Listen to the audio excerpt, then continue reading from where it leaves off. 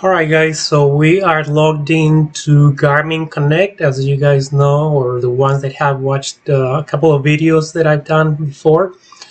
I like to use Garmin Connect as my way to track my workouts, not just running but walking, even gym workouts and so forth.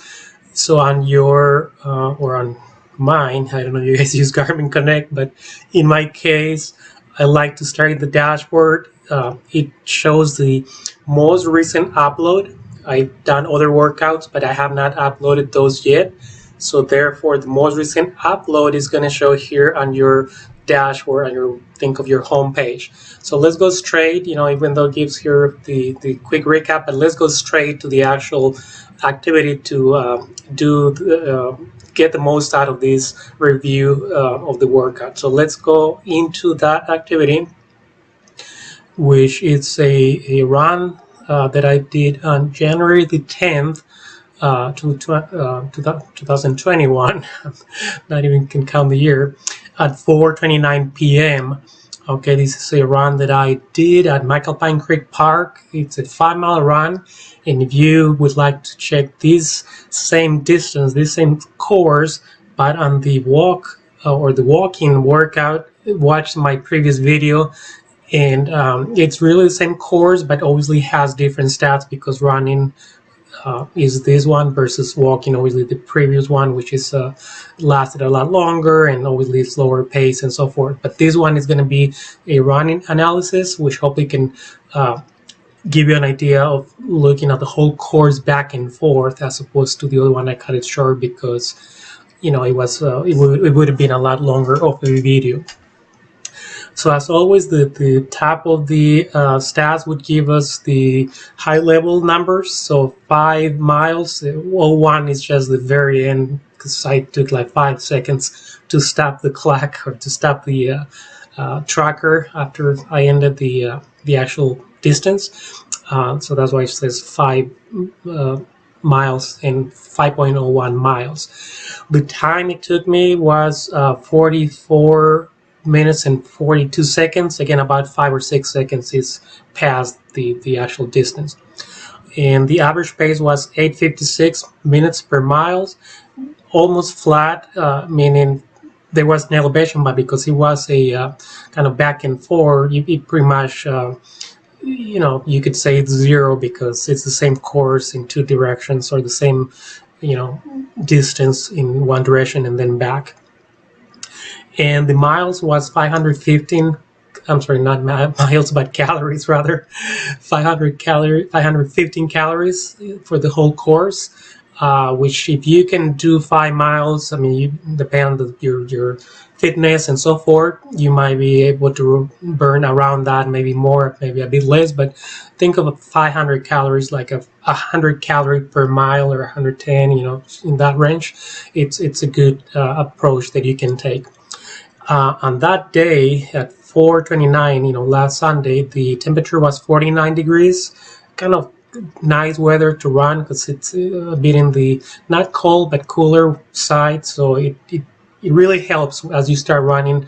You warm up and you don't get that hot and sweaty, right? For running, it's good. For walking, maybe it's a little chilly. And it was a bit of wind, 5 miles per hour, blowing into the park in this direction, southwest. So today the analysis, I'm going to do it by distance, and I'm going to try to match as we go through the course, or I go through the course, so you can spot the different points of the 1 mile, 2 mile, and so forth as we go through the course. So we're going to change the setting here. Instead of time, we're going to change it to distance. So you can actually see here the 1 mile, 2 mile, and you can see, kind of try to pay attention to the map, but we'll do it slowly in a moment. So let's play the course, and after we play the course, we're going to do some more analysis on per mile or per lap. That's interesting. So stick around to take a look at that part, or watch that part as well. So let's go all the way to the start line. So we're going to play the course as we usually do it. So here it goes, and if you are paying attention down here, there's the 1 mile. There's going to be the 2 mile coming up. There you go. Then I go back on the 2.5 and then 3 miles. There's the 4 mile again, and obviously the end of the run at 5 miles. So let's do it in slow motion, if you will, slow mo, because I know it's hard to track because the dot is not huge. So here's the start point. Obviously, just kind of try to track both the map and the distance, but I'll do it slowly for you guys to hopefully be able to track. So here's the 1 mile mark. If you are kind of paying attention to the map, and down here it's kind of hard to pinpoint the actual one, but there it is. If you look at the map, it's right where you turn East Independence, the expressway or the freeway. I mean, it's fast fast freeway, whatever you want to call it. There's the 1 mile. As you keep going, I go around the lake, and then right after I do a loop on the lake, there's the 2 mile right past it.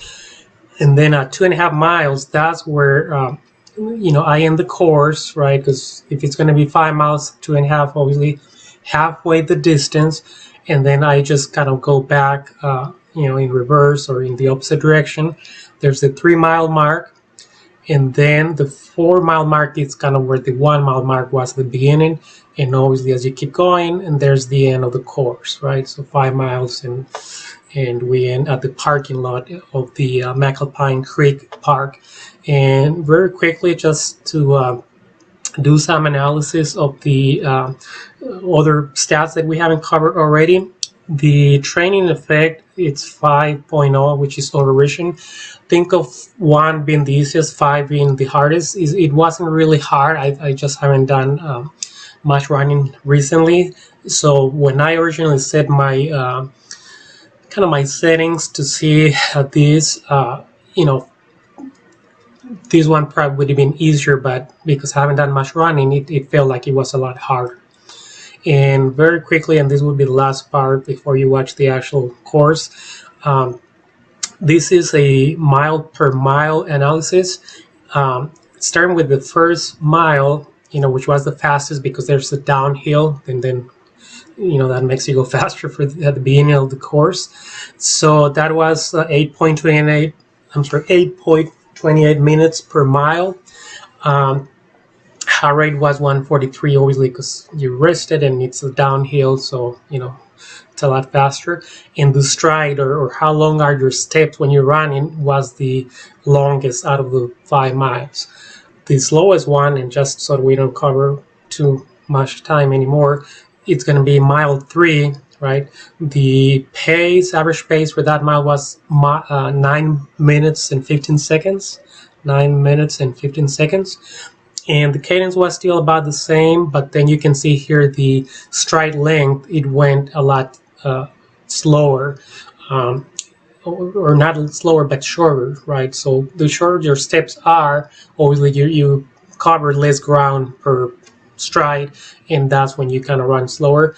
The only thing I can tell you about that is because even though here it says elevation gain, elevation loss flat, that's when I actually went up here, those kind of the middle of the course, there's a bit of an uphill, and then you go down, and then you kind of go back, and you cover that uphill in both directions. Obviously you get the downhill too, but that's what I felt the hardest. So again, the last segment, it was think of it 6 seconds, right? So that's why it says 6, but it was between I finished the 5 miles and closing or stopping the clock, there were 6 seconds. So that's why it shows the 6 course or 6 laps, even though it was really 5 miles only. So hopefully you enjoy this.